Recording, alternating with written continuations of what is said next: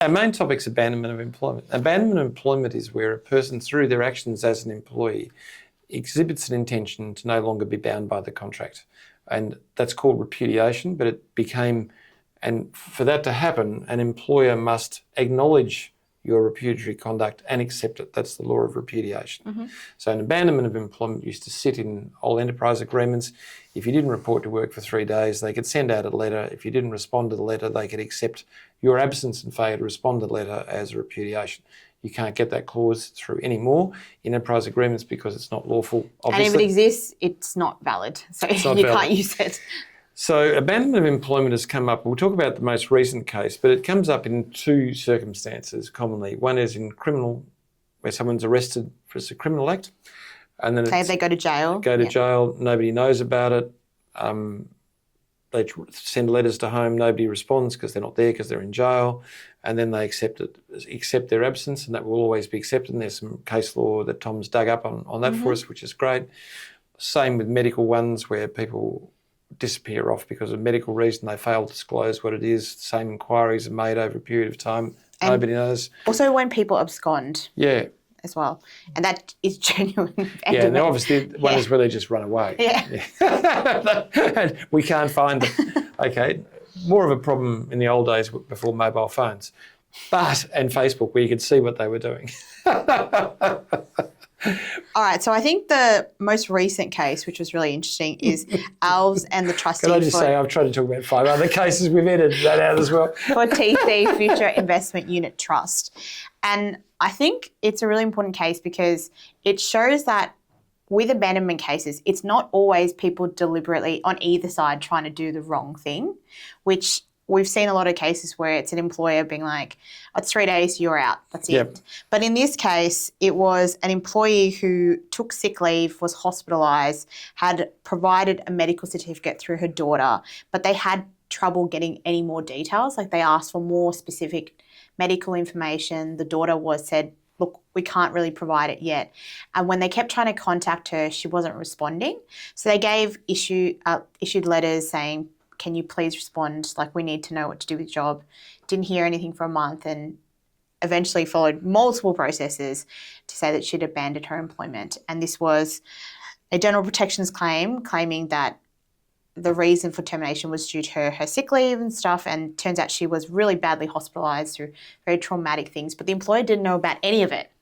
So it couldn't have been a factor of their decision making, and although it was really unfortunate what had happened to the employee, it was an abandonment of employment. Yeah, and it goes to state of mind because to accept repudiation, it's your state of mind that's critical. It's a subjective test. So I think this is really important. What this case shows, and actually all the other cases I tried to talk about before, is when you think someone's absconded, you think someone's left, you have to make quite deliberate efforts to try and contact them. If you hear that something has happened, like, oh, I believe he's been locked up, then you do need to chase that down. And you've got to verify that. You've got to verify those types of things. And if you don't do that, you can't sit there silently and pretend not to know and send out letters to address where you know a person's not and hope that that works. Yeah, and you also have to make sure they are receiving your letters as well, because if they're not even aware that you're questioning their abandonment, then it's not really a fair process either, and that's how it can fall apart too. So if it's that they're in jail, you have to contact the jail. All right. And that's hard work, isn't it? Because it takes about 20 days or so to actually get through. So it can delay the process heaps. So why don't we try the case study? Okay. All right, so Edgar was a production worker. He worked rotating shifts over a 28-day cycle. His leading hand on day shift was Pollyanna. Pollyanna had known Edgar for most of his adult life. Edgar clearly suffered from some kind of mental health issue. He struggled with direct conversations, easily misunderstood what people said, and readily interpreted comments as personal criticism. He regularly used all his personal leave. Pollyanna was a friend of his mother's and had seen Edgar at his worst. Edgar had run into trouble with authorities from time to time, partly because he self-medicated with cannabis and alcohol. For him, it made the world feel less threatening, but it affected his behaviour towards others, often leading to aggression, abuse and violence. 2 months ago, Edgar attended the local pub for Friday night drinks after work. As the night wore on, his behaviour became increasingly bizarre. He got into heated arguments with other patrons on 2 occasions and then became involved in a physical altercation with his his morning shift supervisor, causing an orbital fracture to the supervisor's right eye. Police were called, but Edgar had already left the scene. Pollyanna later learned that he had been arrested for DUI and for the altercation that night. She spoke with his mother, who said Edgar was unlikely to get bail, but expected that a guilty plea would result in a suspended sentence. A knowledgeable woman. The next day, Edgar's mother advised that he had been released but had not returned home. She suspected he had gone to a psychiatric hospital. They wouldn't tell her? That's weird. Pollyanna tried to call him on his mobile, but it rang out. She then spoke to her boss, the day shift supervisor, who Edgar had assaulted, and he instructed her to send a 3-day letter stating that if Edgar did not make contact, it would be taken as abandonment of employment and acceptance of his repudiation. The letter was sent to his home address, which was his mother's residence.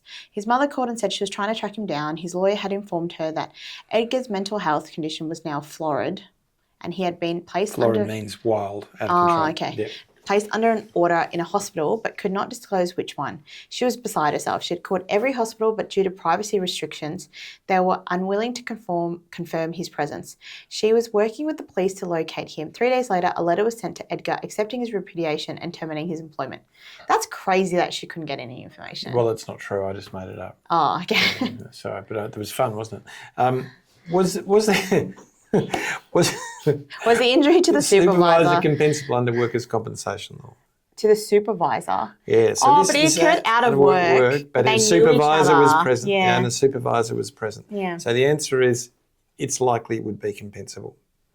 If it was just work colleagues going out together, drinking after work as a result of end of shift Friday night drinks, which it was, there is a high likelihood it would be accepted as compensable. What if they went separately and bumped into each other there? Different. See, remember Trung's case, which talked about drinking and then falling over later in the night? Yeah. And they said, well, there was an expectation that you would be out drinking. Yep. So I see. So it's the purpose of why you attended that's the right. place. Yeah. So I think that's it. Okay.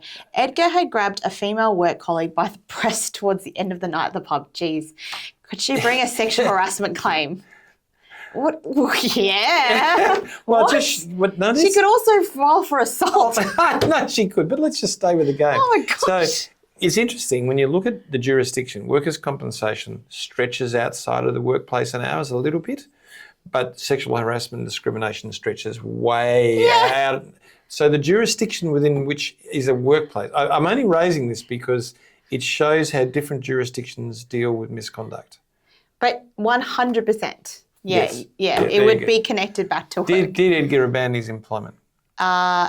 No. No, they hadn't done really anything to verify it, And where he was, and he wasn't aware. He hadn't had an opportunity to respond and put forward his case or anything.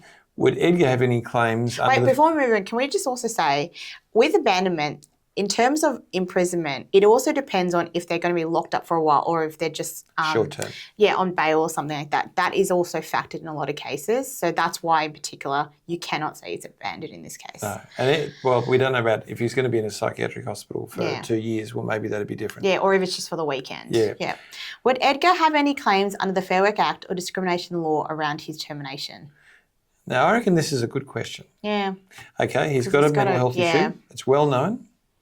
His mental health issue was aided by consumption of alcohol in the... Yeah, but that's not a defence. No. This isn't. We're not talking about defence. We're talking about a claim. So he's got a mental health issue. They know that he's out of control. They've terminated him for abandonment, not misconduct. Oh, okay, I see. Yeah. I thought you meant for the misconduct. No, but that's why. So what he'd say is, look, if you're going to terminate me for misconduct, I probably don't have one. But you didn't. You terminated me because I abandoned it. And you did that because you know I've got a mental health issue and I can't be at work because I've got a mental health issue. That does seem like a bit of a stretch, though.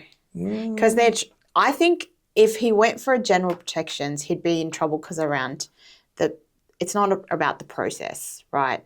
It's whether they terminated him because of his condition. No, but they did. They terminated him because they were aware at that they might have called it abandonment, but they were, it's probably because you punched him in the head is the truth. Yeah, that's exactly why, which is the misconduct. He's not going to say that. What he is going to say is, well, I did know that he was in hospital and he couldn't come back to work. He was in hospital somewhere and he couldn't come back to work. So it was about his mental health. I reckon he's got a good claim. Interesting. You can see neither of us are plaintiff lawyers, so we wouldn't know. And then you did something, was the very safety- bizarre with the screen. What's going on know. there? What's question 5? Were there any safety law concerns around the Friday night drinks at the pub? As in, like, Okay, what do so you mean? question. So remember I said jurisdiction. Workers' compensation Yeah. can be outside of work. Yeah. Sexual harassment, definitely well outside of work. Safety law is a bit more cautious about where the jurisdiction finishes. As in, your question is whether safety law could apply. Yeah, could apply. I see. So I think that safety law could well apply, but it would be a difficult argument and very unlikely to be prosecuted. But it's a private establishment. No, because once you say it's a condoned out of hours conduct where people at work were attending. But how can you set controls to limit that if you, like, it's not a work function or anything? Well, no, it is. People have organised and, you know, you have to do risk assessments and stuff. If I choose to go out with my colleagues. If you're a supervisor and you choose to go out with your colleagues?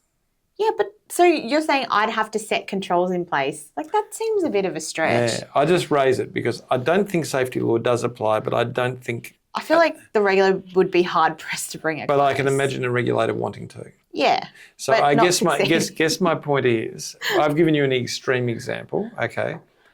Bring it a little bit closer to home. Bring it 10 minutes after work. Yeah. Bring it a set of drinks where you all go around, you all go upstairs to a nearby function area and sit down together to talk about something, then have drinks afterwards. I think safety law is right in there with you. So I just wanted to show you there are these different jurisdictional levels of penetration as to when you are a worker and covered by it. Safety law retreats from where workers' comp is. Sexual harassment is right out there and very open about it. So you've got to understand there's a high level of nuance that exists in how different areas of law apply to the same incident. But a fun thing, and maybe we should read more thoroughly next time. Yeah, and concentrate on reading the screen. You think I should read the screen? Yeah. Thanks for That'd be joining good us if I on wasn't a blind. very interesting Friday Workers briefing. Tumultuous, really. Chaotic. Join us next week and give us a thumbs So up. please give us a thumbs Bye. up. Bye-bye.